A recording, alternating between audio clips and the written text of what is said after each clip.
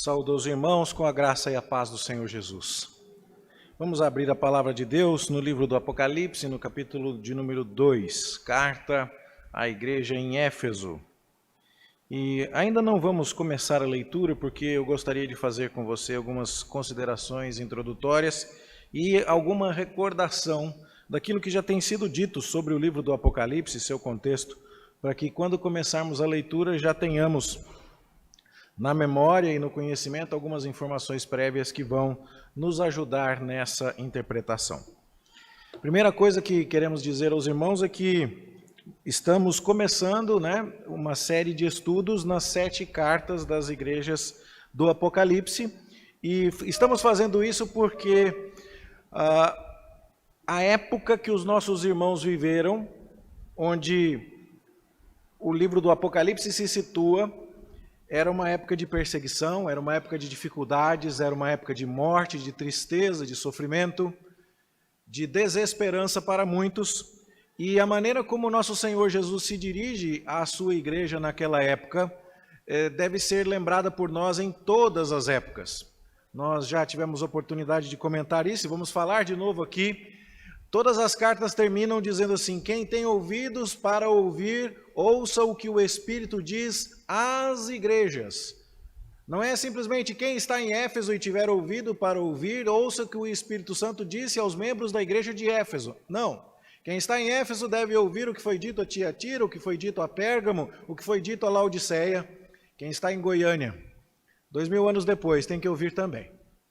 E isso significa, portanto, que a instrução do Senhor Jesus para uma igreja em sofrimento e em tribulação é instrução para nós, hoje, aqui e agora, enfrentando pandemia do Covid, enfrentando luto na família, enfrentando afastamento do serviço, enfermidades e tantas outras coisas que caracterizam a nossa existência nesta presente era.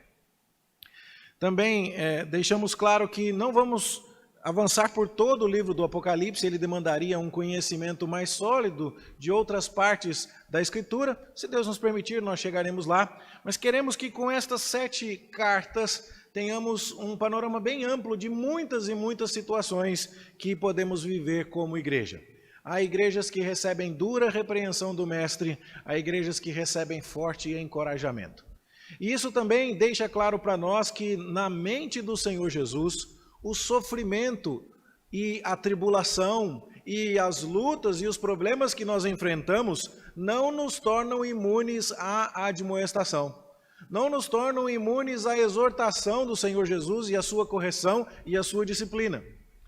Portanto, não é incompatível com a Escritura falar sobre santidade, falar sobre correção de caminhos, falar sobre arrependimento, falar sobre pecado, mesmo para um povo sofrido.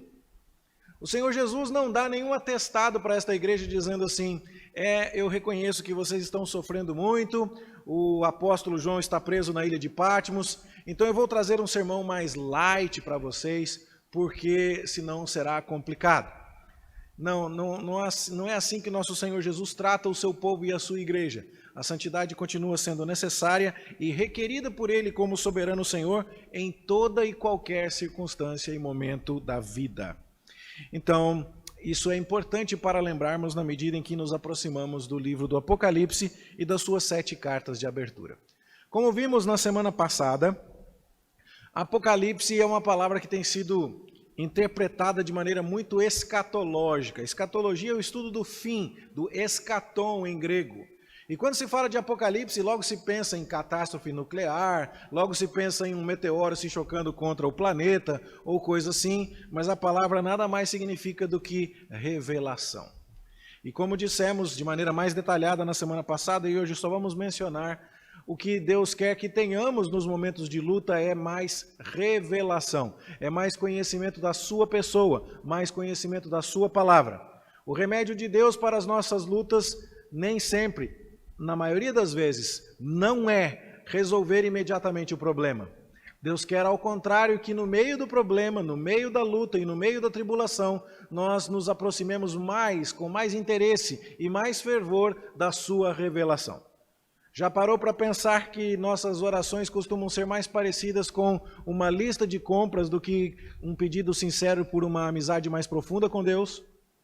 E o nosso Senhor está nos ensinando aqui, num momento de luta e de tribulação para a sua igreja. Eu estou trazendo a vocês Apocalipse, eu estou trazendo a vocês revelação. E eu estou fazendo a minha igreja, exigências que tenho o direito de fazer como justo Senhor e soberano Senhor sobre ela. Vocês precisam caminhar em santidade, mesmo no meio das lutas. É claro que há encorajamento.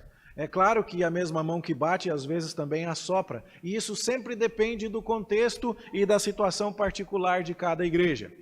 E é claro aqui também, como vimos na semana passada, que o nosso Senhor Jesus faz isso de maneira extremamente amorosa.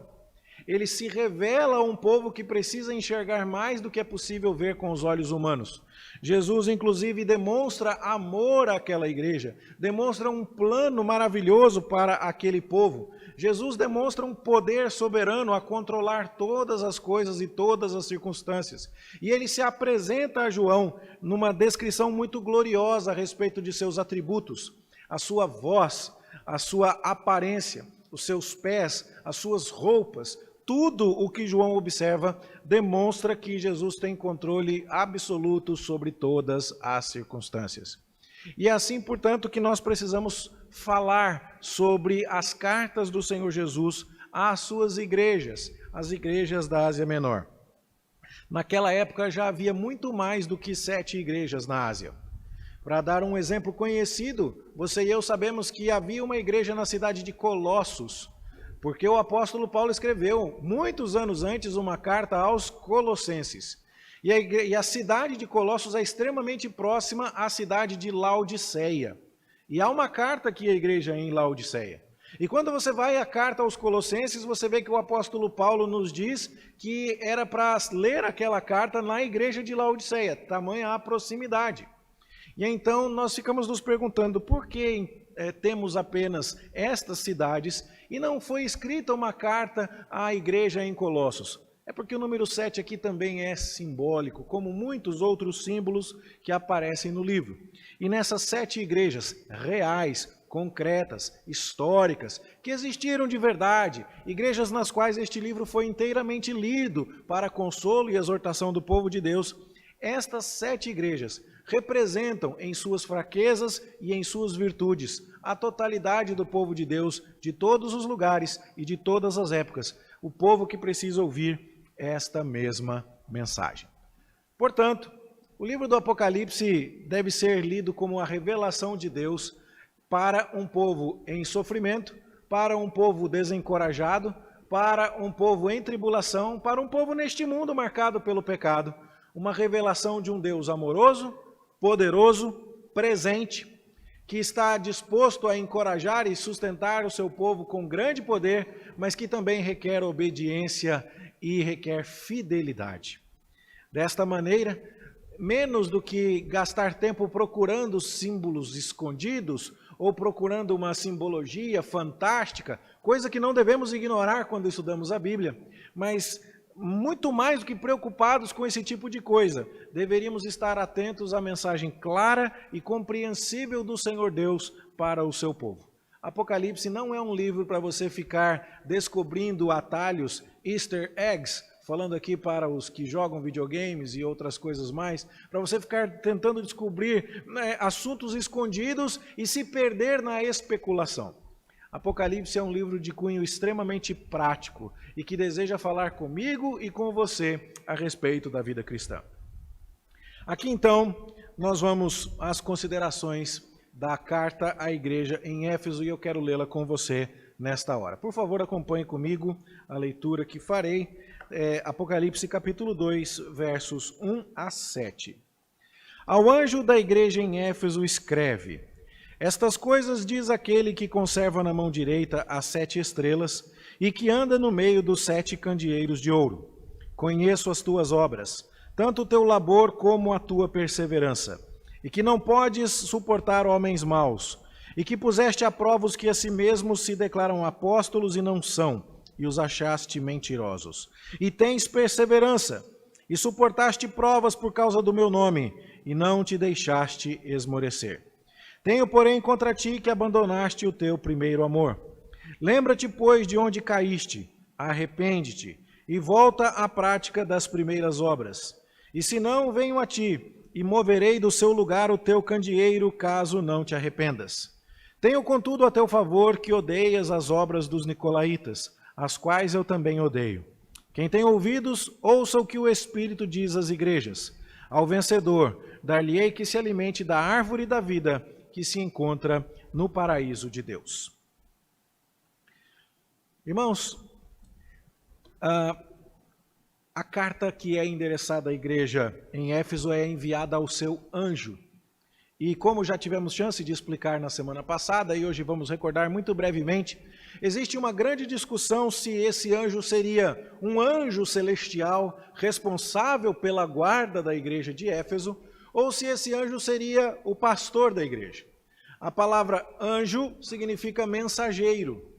E ângelos no grego, ou malar em hebraico, de onde vem Malaquias, são palavras para anjo ou para mensageiro.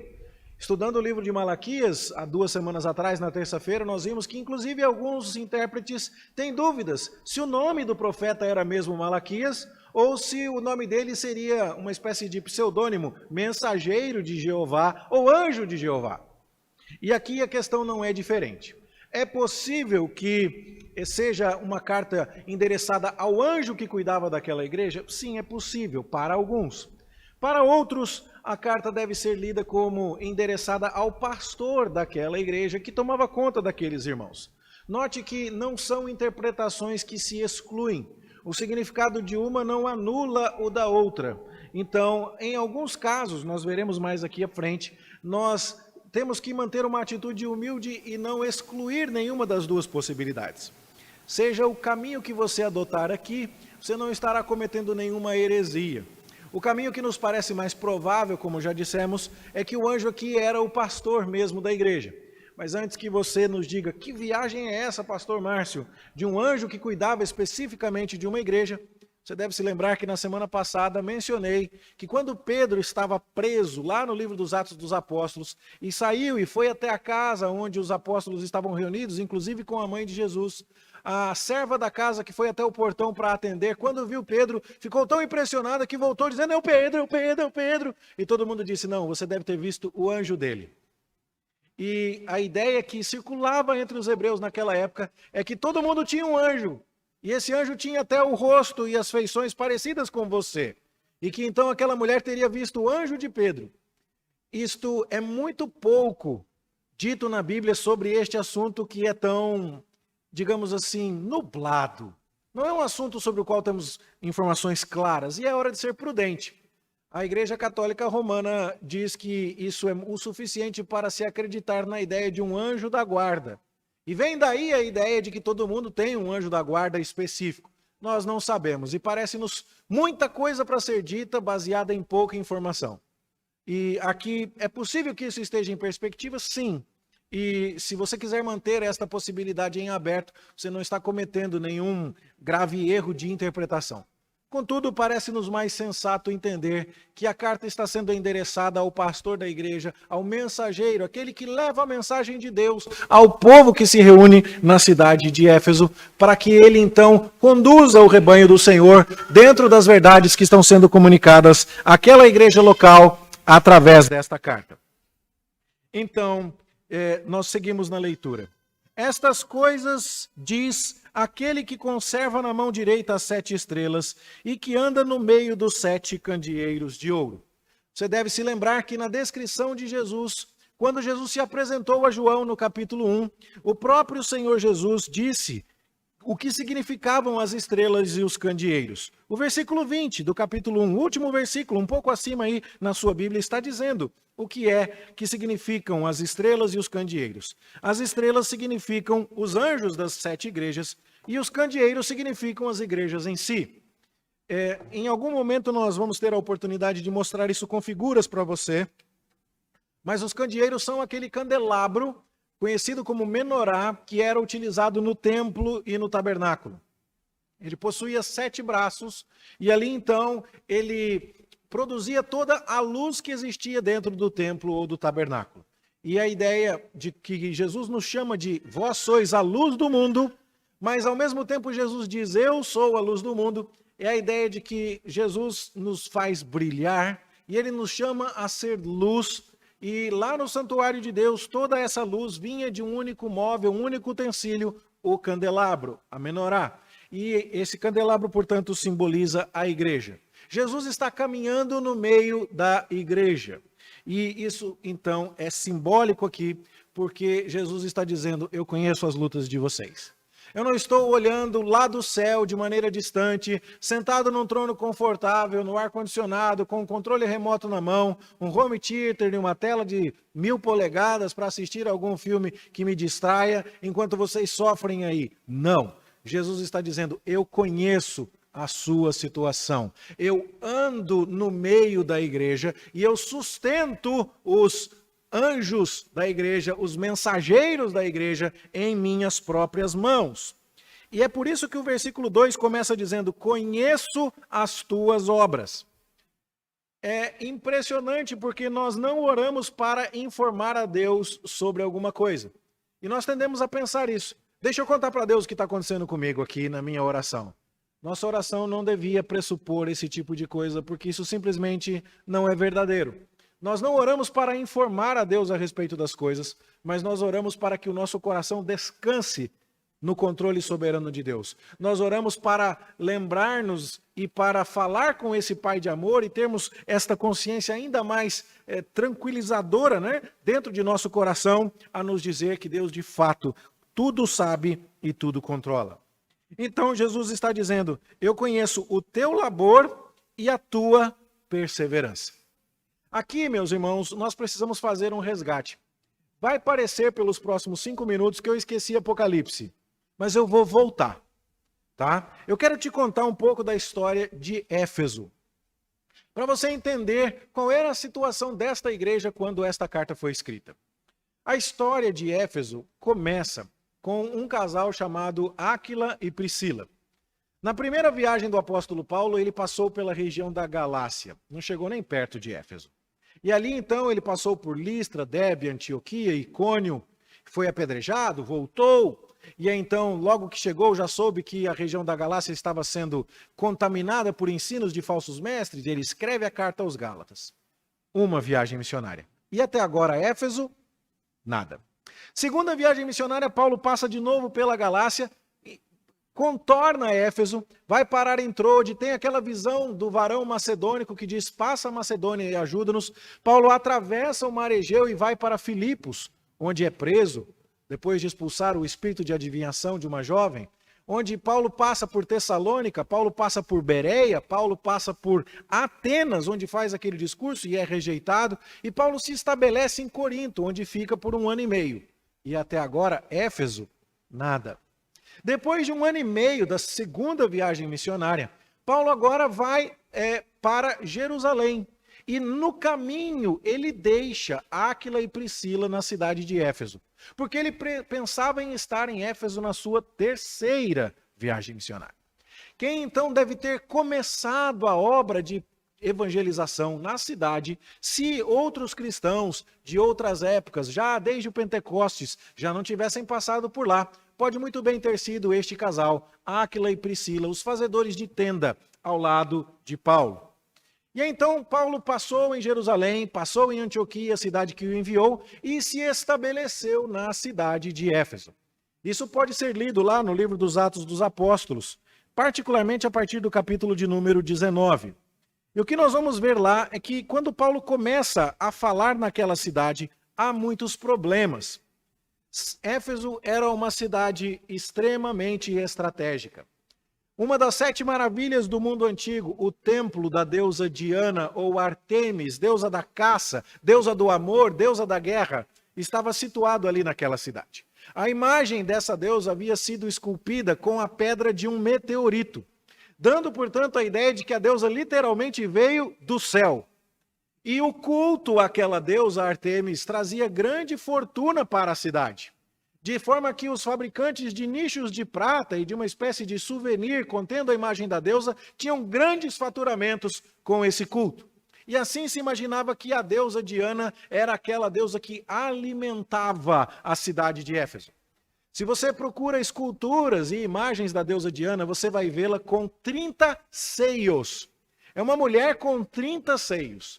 É seio do pescoço até a cintura e não cabe direito no corpo daquela imagem, dando a ideia de alguém que tinha muito alimento a oferecer. Então, o culto a Diana dos Efésios era muito forte. O apóstolo Paulo, se você quiser acompanhar aí na sua Bíblia, lá em Atos 19, chega à cidade e ele começa a pregar. E os fabricantes de nichos de prata agora começam a ter grandes prejuízos. E a economia da cidade se desestabiliza, ao ponto de as pessoas se reunirem no anfiteatro de Éfeso, cujas ruínas estão lá até hoje e podem ser visitadas. E se Deus nos permitir, hoje à noite vamos mostrar a vocês um pouco disso na recordação desta carta. Você vai ver ali que é um espaço enorme e uma arquitetura muito bem feita, dando ideia da imponência daquela cidade. E os comerciantes se reúnem ali e toda a cidade por 2 horas grita: grande é a Diana dos Efésios. Eu não consigo imaginar nem torcida de futebol gritando por 2 horas sem parar, alguma coisa assim. E Lucas nos conta aqui que foi exatamente isso que foi dito. E agora nós aprendemos então que Paulo sofreu muito ali. E ele vai escrever na carta que posteriormente dirige à igreja aos Coríntios, que ele desesperou da própria vida. Ou seja, ele falou: agora eu morro, aqui em Éfeso eu vou morrer.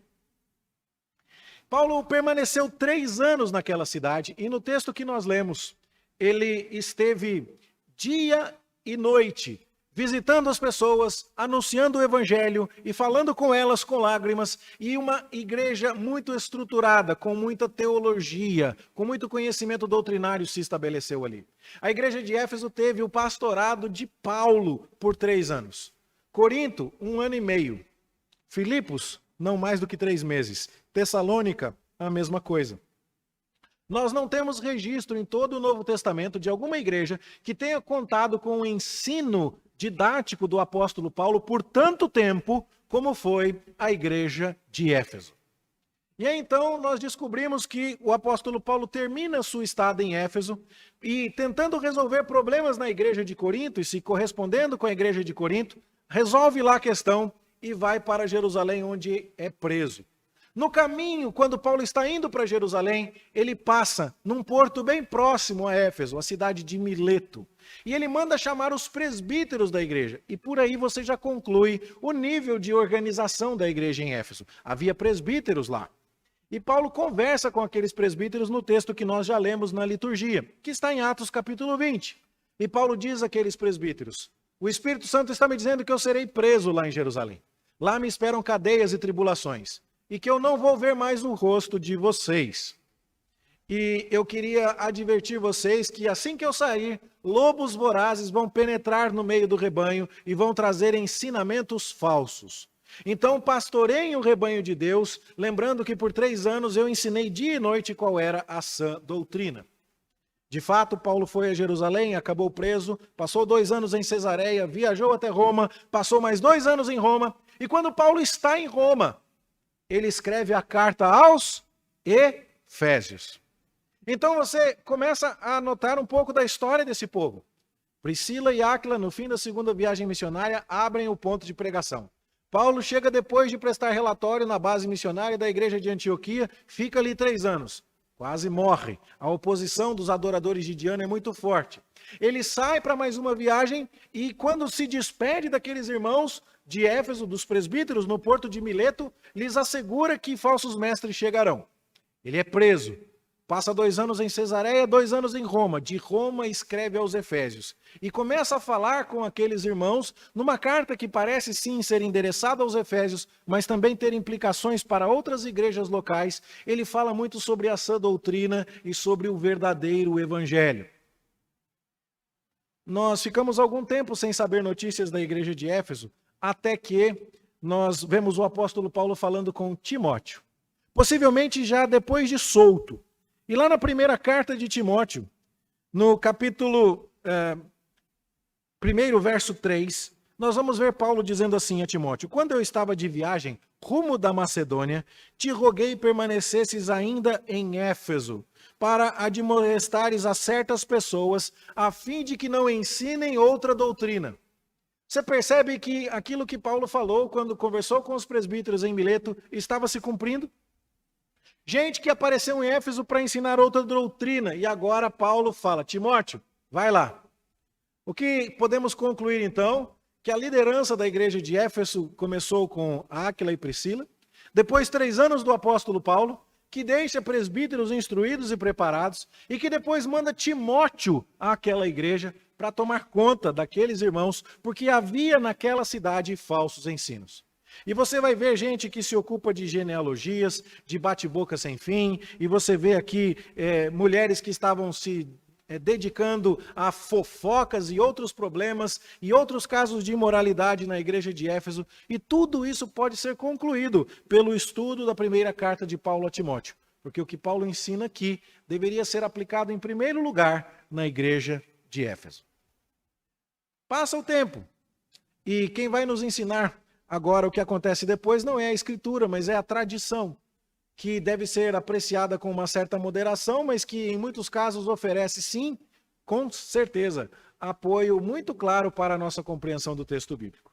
E aí a tradição nos diz que o próximo pastor mais conhecido da igreja de Éfeso foi exatamente o apóstolo João. O apóstolo João, que estava pastoreando a igreja de Éfeso quando foi preso e enviado para a prisão de segurança máxima na ilha de Patmos, que fica exatamente no litoral da igreja, da cidade de Éfeso, muito próxima. A cidade mais próxima de Patmos é exatamente Éfeso, e é por isso que é tão natural que a primeira igreja da lista de 7 seja exatamente a igreja de Éfeso. Se você vai ao Evangelho de João, você vai ver lá nos últimos versículos: este é o discípulo que dá testemunho a respeito destas coisas e que as escreveu. E sabemos que o seu testemunho é verdadeiro. Sabemos pressupõe nós sabemos. Isso é tanto na língua portuguesa quanto na língua grega. E aqui a tradição também é unânime em dizer: quem está garantindo ou quem está dizendo nós conhecemos o testemunho de João e sabemos que ele é verdadeiro, são exatamente os presbíteros da cidade de Éfeso. Aqueles irmãos que muitos anos antes receberam Paulo, se converteram e anunciaram o evangelho com Paulo ali, enfrentaram a oposição de Diana, o templo que era dedicado a Diana na cidade de Éfeso, que era uma das 7 maravilhas do mundo antigo, tudo isso agora está ligado não mais a Paulo ou a Timóteo, mas agora a João, que quando escreve o seu evangelho, tem os presbíteros da igreja de Éfeso dizendo: nós sabemos que o que está sendo contado neste livro é verdadeiro. E aí, depois de passarmos por Áquila e Priscila, Paulo, Timóteo e João, nós vamos lá no livro de Apocalipse escutar mais um pouco sobre a história da igreja de Éfeso. E o que é que Jesus está falando sobre a igreja de Éfeso? Conheço as tuas obras. Capítulo 2, verso 2. Tanto o teu labor quanto a tua perseverança, e que não pode suportar homens maus, e que puseste à prova os que a si mesmos se declaram apóstolos e não são, e os achaste mentirosos. Não é exatamente aquilo que o apóstolo Paulo falou que aconteceria quando recebeu a visita dos presbíteros de Éfeso na cidade de Mileto, naquele texto que já lemos neste culto em Atos capítulo 20. Paulo falou: vão chegar falsos mestres aqui, vão ensinar falsa doutrina, não deixem. E aqui o Senhor Jesus está testemunhando: eu sei que vocês não deixaram mesmo. E eu conheço a luta de vocês. E vocês perseveraram. E a palavra perseverar em língua portuguesa tem uma conotação muito interessante. É permanecer severo. É não deixar o padrão cair. É continuar com um elevado grau de exigência. Perseverar significa não afrouxar. Não tolerar algumas coisas que no início você não toleraria. E não se permitir abater com o desgaste do tempo. Aqueles irmãos não abaixaram o padrão da sã doutrina. E aqueles que receberam o evangelho por Áquila, Priscila, Paulo, que foram admoestados por Timóteo, que foram pastoreados por João, estão agora recebendo um elogio do Senhor Jesus. Vocês permaneceram severos. Vocês continuam firmes. Vocês não podem suportar homens maus que se declaram apóstolos, mas na verdade não são. é um problema que Paulo já tinha experimentado lá na igreja de Corinto. Quando estava em Éfeso, ele escreveu aos coríntios justamente para dizer na sua segunda carta que havia gente visitando Corinto e dizendo que era apóstolo e que na verdade não era, que o verdadeiro apostolado de Paulo vinha da autoridade que Cristo lhe conferia. E nós estamos vendo exatamente o mesmo problema aqui. E aí então Jesus ainda diz no verso 3, suportaste provas por causa do meu nome e não te deixaste esmorecer. Numa cidade como Éfeso, onde há um templo dedicado à deusa Diana, ou Artemis, uma das 7 maravilhas do mundo antigo, uma cidade cuja economia é movida por esse culto idólatra, uma cidade que tem essa deusa como que a alimentar o seu povo e a fazer todas as coisas acontecerem. Uma cidade que tem um porto que é estratégico para o Império Romano, no rio Caister, ou Caistro, depende de como você procura, em português ou em inglês na internet. E ali, aquela cidade estratégica tão importante, está recebendo todas essas influências, esses pensamentos do mundo grego de filosofia, apóstolos falsos, e eles permaneceram severos. Mas o que acontece com alguém que recebe muita bordoada durante muito tempo e que resiste em fidelidade durante muito tempo? A pessoa continua firme, mas às vezes perde a doçura, entra em amargura, sente-se desiludida, cansa. E no caso aqui dos nossos irmãos efésios, eles abandonaram o primeiro amor. Há muita discussão também entre os estudiosos. Há vários pontos aqui nestas cartas onde nós não podemos cravar uma única interpretação. Já falei de um primeiro, quem seria o anjo da igreja. E aqui nós vamos a um segundo ponto nesta carta. O que seria abandonar o primeiro amor? Alguns acham que abandonar o primeiro amor deveria ser abandonar o amor de uns para com os outros. E talvez você e eu conheçamos alguma igreja que zelou tanto pela sã doutrina e zelou tanto pela fidelidade doutrinária, o que não é ruim em si mesmo, mas que acabou se esquecendo de praticar o amor dos irmãos de uns para com os outros. É uma possibilidade, mas é uma possibilidade que não se encaixa muito bem no contexto aqui. Talvez alguns digam, se exercitarmos um pouco de imaginação, conseguiremos colocar tudo dentro do mesmo contexto. Os irmãos estão lutando contra falsos mestres e agora estão desconfiando da sua própria sombra. E agora estão olhando para o lado e muito receosos de qualquer outra influência que venham a receber. E agora se mantêm muito ariscos uns com os outros e o amor esfriou. Essa é uma possibilidade, mas que não parece a mais adequada por causa da ideia que se coloca sobre a palavra primeiro. A ideia de primeiro amor aqui tem a ver com aquele deslumbramento, com aquele entusiasmo que acontecia no início da fé cristã. E não se trata, portanto, de um amor fraternal que só caracteriza o início da caminhada da fé. Trata-se aqui de um amor para com Deus que tem a ver com o seu entusiasmo. Aliás, mais uma vez, a língua grega nos ajuda aqui, porque entusiasmo tem a ver com theos de Deus. E o entusiasmo, o entheos, tem a ver com estar em Deus. A pessoa entusiasmada é a pessoa, traduzindo de uma maneira bem simples aqui, endeusada, com Deus dentro dela. Quando Deus está dentro de você, você está empolgado, você está entusiasmado.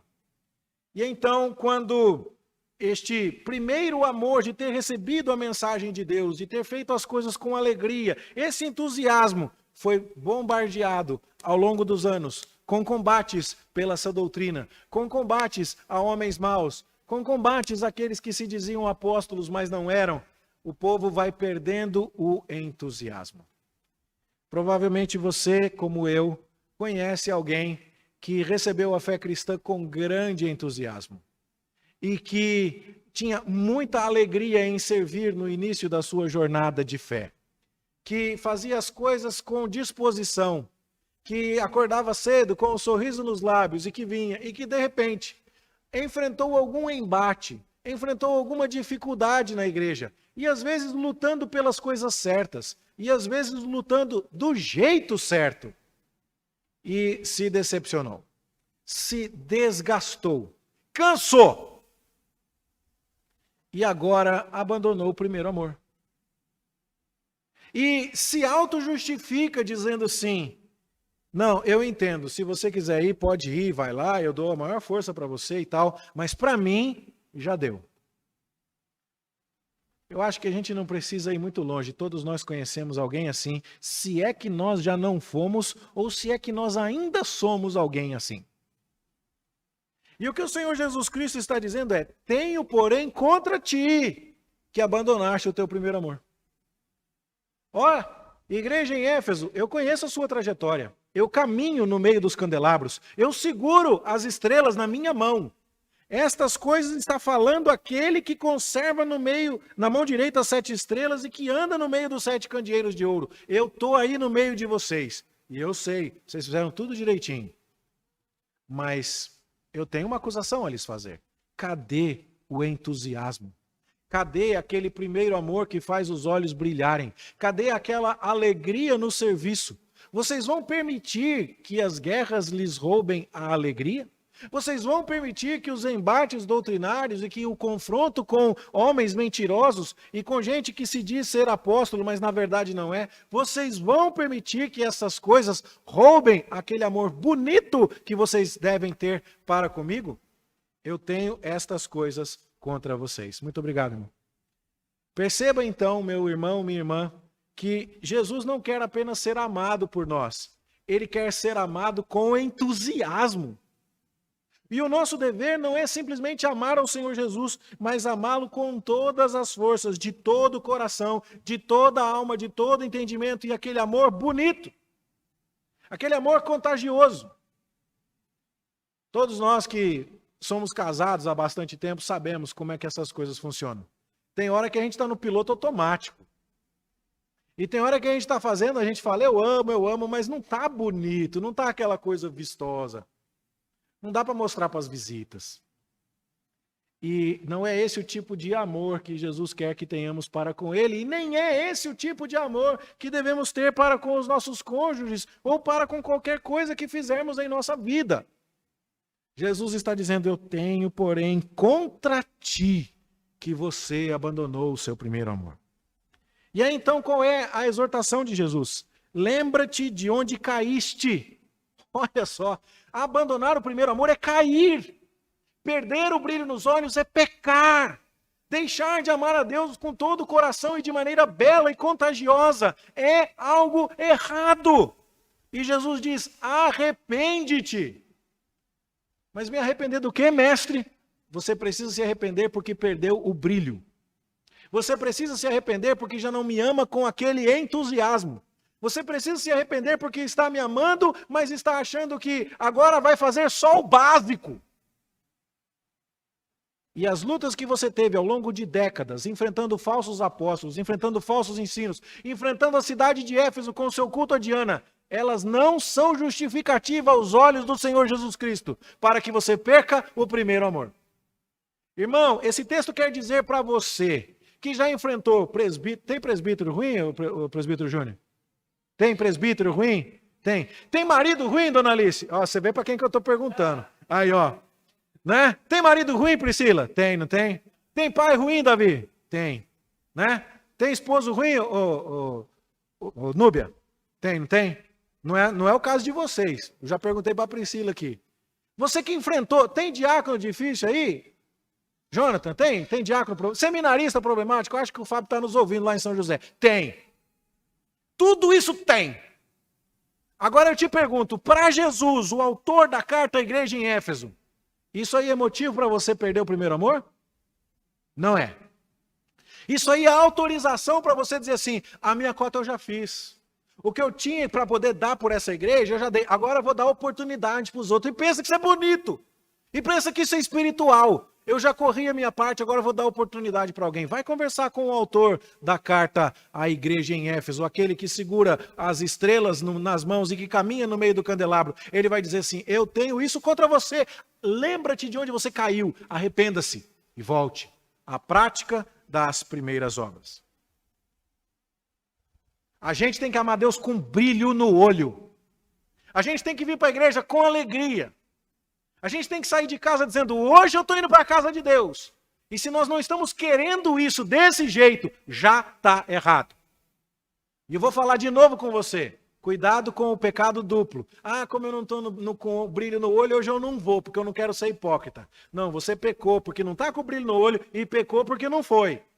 Se tiver que pecar, peca uma vez só. Vai sem brilho no olho, até o brilho voltar. E vai pedindo a Deus, Deus, eu caí, o meu brilho foi embora, o meu entusiasmo acabou. Cadê o meu primeiro amor? Me ajuda a voltar ao primeiro amor. Mas não espera o primeiro amor voltar para você tornar a fazer o que é certo. Não é assim que funciona. E a ameaça de Jesus aqui é tremenda. Ele diz assim, se não venho a ti, e moverei do seu lugar o teu candeeiro, caso não te arrependas. Nós vamos estudar aqui em outras cartas o Senhor Jesus fazendo ameaças muito sérias à igreja. Ele vai chegar a dizer mais à frente assim, eu repreendo e disciplino a quantos amo, dando-nos a ideia que a correção de Jesus é uma prova de amor. E que quando há alguém em erro e o anjo da igreja, ao lado da autoridade constituída por Deus na igreja, repreende alguém e censura alguém, essa é a maior prova de amor que pode ser dada. Nós vamos falar sobre isso mais tarde. Mas Jesus está dizendo que ele quer que esta igreja se arrependa e que volte àquele entusiasmo. Porque senão, o que ele vai fazer? Ele vai vir até ela e vai mover do seu lugar o candeeiro. É como pegar o candelabro que está aqui e colocar para cá. Por que isso parece uma ameaça grande? Bom, para que a gente entenda isso, a gente precisa conhecer um pouco de geografia da cidade de Éfeso. E hoje à noite eu vou mostrar isso com mais detalhes também. O anfiteatro da cidade era esculpido na montanha, de modo que a montanha subia assim, e acompanhando a própria encosta da montanha, você tinha uma arquibancada natural. Saindo desse anfiteatro, ia a Rua do Porto. E a Rua do Porto chegava até as margens do rio Caister, ou Caistro. E esse rio trazia muitos dejetos, muitos outros tipos de materiais que iam se acumulando e iam assoreando as suas margens. De maneira que o porto precisava constantemente de ser dragado. Era preciso fazer aquilo que lá em São Paulo eu vi muito na Marginal Tietê, aqui em Goiânia ainda não vi não, porque não tem tantos rios assim no meio da cidade. Mas era limpar o rio para que os dejetos não se acumulassem e de repente até mesmo o curso do rio se mudasse. A estas alturas da história, a cidade de Éfeso já tinha sido mudada de lugar 3 vezes. E cada vez que a cidade era mudada de lugar, havia um tremendo prejuízo para os proprietários de terreno próximos ao porto então constituído. Havia tremendo prejuízo porque todo mundo teria que construir novas instalações. E mudar-se de lugar era extremamente problemático. E os efésios sabiam muito bem o que é ter que se mudar. Você já fez mudança? Eu já fiz, eu não perdi a conta, eu acho que eu estou em 10. E toda vez que muda, tem um armário que não cabe, tem que desfazer. Tem um sofá que servia, mas estragou na mudança. Tem alguma coisa que você olha e fala, agora não vai ter jeito, essa não dá para montar outra vez. É gasto, é problema. E Jesus está dizendo assim, eu coloquei você aí em Éfeso para você brilhar. Você é o candelabro. E você precisa brilhar. E você precisa desse entusiasmo. Você precisa ser uma luz que arde, que queima. Que de fato transmite com o seu ardor, com o seu entusiasmo, a beleza e a glória que é servir a Deus. E se você não estiver fazendo assim aí, eu vou tirar você daí. É esta a ideia. Há alguns que enxergam aqui, venham a ti como uma referência à segunda vinda de Jesus. É possível, mas parece-nos que, à luz dessa interpretação tão histórica e contextualizada do que acontecia na cidade de Éfeso, a ideia é uma vinda mais iminente do Senhor Jesus em juízo para dizer, eu coloquei você aí para brilhar e para fazer as coisas com aquela beleza do primeiro amor. Eu quero que você haja como uma luz, porque você é um candelabro. Faça isso aí, ou então eu vou chacoalhar as coisas e eu vou tirar você daí. E os efésios entenderiam isso muito bem. Jesus faz essas acusações e estas recomendações sem perder de vista os elogios que podem ser feitos à igreja. Ele ainda lembra, depois de severa repreensão, que aqueles irmãos odiavam as obras dos nicolaítas. Elas estão mencionadas mais uma vez no versículo 15 do capítulo 2, na carta à igreja em Pérgamo. E a verdade é que nós não sabemos o que os nicolaítas ensinavam. Mas, por causa do que é dito lá na carta à igreja em Pérgamo, sobre os que sustentavam a doutrina de Balaão, no versículo 14, e que tinha a ver com comer carne sacrificada a ídolo e prostituição, parece que era esse o assunto. Isso deveria ser meio natural em Éfeso, porque Ártemis era a deusa do amor, da caça e da guerra. E o seu culto poderia envolver algum tipo de imoralidade sexual. E o seu culto poderia envolver comidas que, sendo comidas de maneira inadequada, em contextos inadequados, poderiam causar escândalo e até mesmo se tornarem pecado. A comida em si é só comida, Paulo explica isso aos coríntios. Mas quando você causa confusão entre o culto a Ártemis e as comidas que são trazidas a ela e a vida da igreja, isso pode se tornar em algo pecaminoso. E Jesus está dizendo, eu sei, vocês odeiam os nicolaítas, eu também os odeio. E aí ele termina no verso 7 dizendo, quem tem ouvidos ouça o que o Espírito diz às igrejas. Ao vencedor, dar-lhe-ei que se alimente da árvore da vida que se encontra no paraíso de Deus. Note que a deusa Diana era conhecida como a deusa que alimentava a cidade com os seus 30 seios. E o apóstolo Paulo, quando escreveu a carta aos Efésios, lá no capítulo 5, verso 39, ele está falando sobre a relação do marido com a esposa, e está falando do cuidado que nós temos com o nosso próprio corpo, porque o marido tem que cuidar da esposa como cuida de si mesmo. E Paulo fala, ninguém odeia a sua própria carne, pelo contrário, a alimenta e dela cuida. Assim o marido deve fazer com a esposa, e assim Cristo faz com a igreja, porque é Cristo quem alimenta a igreja. Qualquer Efésio que estivesse lendo esse texto ia falar, peguei. Peguei a referência, Paulo. Não é Diana, não é Ártemis. Não é o templo de Diana que sustenta a igreja em Éfeso. É Cristo quem nos dá o que comer. E esse Cristo, que faz menção ao porto da cidade que estava em constante movimento, que faz referência às obras de perseverança de uma cidade que enfrentou falsas doutrinas, ele diz, eu vou alimentar vocês. E vou alimentar vocês com a árvore da vida que se encontra no paraíso de Deus. Se você depois olhar comigo com mais calma, e nós ainda faremos isso nos próximos estudos, cada uma das afirmações que Jesus faz está conectada à sua gloriosa descrição no capítulo 1. No capítulo 1 ele é descrito como quem anda no meio dos candelabros e segura as estrelas na mão, e aqui também as mesmas coisas são afirmadas. E sempre há também uma conexão com o contexto da igreja. Uma igreja que enfrentou falsos mestres, e que Jesus conhece essas coisas. Uma igreja que viu o seu porto municipal mudando de lugar várias vezes. E Jesus dizendo que se ela não se arrependesse, que ele a moveria de lugar. Uma igreja que está numa cidade que se diz alimentada pela Diana dos Efésios. E Jesus diz, eu é que alimentarei vocês com a árvore da vida. Este é o nosso Senhor Jesus. A lição principal aqui, meus irmãos. Cadê o brilho dos seus olhos? Cadê o seu entusiasmo? Cadê o seu primeiro amor? Conta para mim, como foi o primeiro mês depois da sua conversão?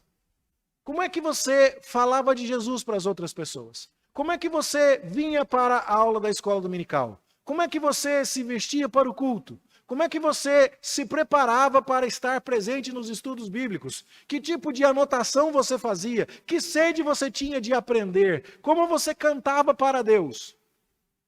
Está desse jeito ainda? Se não tiver, o recado do Senhor Jesus é claro. Lembra-te de onde caíste, arrepende-te e volta. Note que ninguém está falando que eu e você precisamos ter algum tipo de relacionamento com Deus que seja infantil. Não. Quando eu conheci a minha esposa e fiquei perdidamente doido por aquela mocinha linda, eu tinha algumas atitudes que agora, depois de 23 anos de casado, já não fazem tanto sentido. Mas eu ainda preciso ter aquele entusiasmo e aquela alegria no meu relacionamento com ela. E precisa ser assim comigo e com você no nosso relacionamento com o Senhor Jesus. Anos de combate a falsos mestres. Anos de enfrentamento a adoradores da deusa Diana dos Efésios. anos de luta que levaram o apóstolo Paulo a desesperar da própria vida naquela cidade. Anos de combate a homens maus que envolveram o ministério de Paulo, de Timóteo e de João, não foram suficientes para o Senhor Jesus chegar e dizer àquelas pessoas: eu entendo. Eu sou muito bom, eu sou o Deus Todo-Poderoso, eu sou o Alfa e o Ômega, eu sou o princípio e o fim, eu seguro as estrelas na mão, eu ando no meio dos candeeiros, eu tenho os pés de bronze polido, eu tenho uma espada afiada de 2 gumes que sai da minha boca, os meus cabelos são alvos como a lã. Mas sabe como é que é, né? Sua luta foi grande. Então, dá para entender você desanimado comigo, né? Tudo bem. Esse não é o Senhor Jesus Cristo do livro da revelação apocalíptica. E se nós perdemos esse amor, é porque nós colocamos os olhos onde não deveríamos. A atitude certa a fazer aqui é lembrar de onde caímos, nos arrependermos e voltarmos ao primeiro amor. Que Deus tenha misericórdia de nós, que nos deixamos abater por qualquer circunstância no meio do caminho, e que nós voltemos a Ele com arrependimento e fé. Que seja assim na minha vida e na sua, em nome de Jesus. Amém.